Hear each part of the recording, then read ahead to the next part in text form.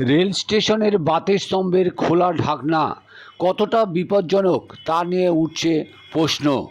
Barasat Hasnabad rail শাখার Haroa road স্টেশনে 1 ও 2 নম্বর প্ল্যাটফর্মে যাত্রী সুরক্ষায় বসানো হয়েছে আলোক বাতির স্তম্ভ।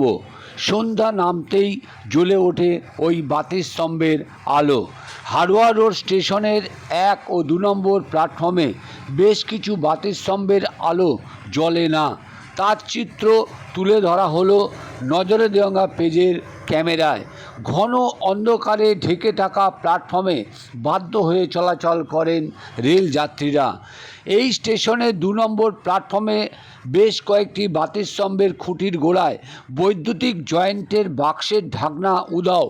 বিপজ্জনকভাবে থাকা খোলা ঢাকনা স্টেশনে রেলযাত্রীর সঙ্গে থাকা ছোট ছোট শিশুদের পক্ষে খুবই বিপজ্জনক। দুর্ঘটনা রুখতে অবিলম্বে ওই খোলা ঢাকনা উপযুক্ত ব্যবস্থা নেওয়ার আবেদন জানিয়েছেন রেল যাত্রীরা। নজরে দেওয়া পেজের পক্ষ হইতে রেল আধিকারিকের দৃষ্টি আকর্ষণ করতে এই খবরটি প্রতিবেদন তুলে ধরা হলো। কি জানাচ্ছেন শুনুন। এখানে কি দেখলেন? স্টেশনের 2 নম্বর প্ল্যাটফর্মে কি দেখলেন? এই যে খোলা রয়েছে এগুলো যদি কোনো বাচ্চা বাইসের হাত দিয়ে দেয় তাহলে তার ক্ষেত্রে তার জীবন সংশয় হয়ে যাবে। আর আমরা গার্জেন হিসেবে সেটা তো কাম্য না, এবার সেই জায়গা থেকে আমি চাই যে স্টেশন কর্তৃপক্ষ বা রেল কর্তৃপক্ষ এই জিনিসটা নজর দিয়ে যে জিনিসটা করবার দরকার এইটুকু প্লিজ করুন। সামনে বর্ষাকাল আসছে, সেটা তো আরও ভয়।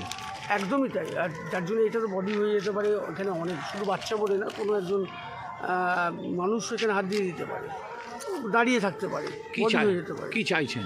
এটা শুধুমাত্র একটা গার্ড হয়ে ঠিকঠাক যেটা আমাদের জন্য ভালো সেটুকুই করার জন্য। আর কি?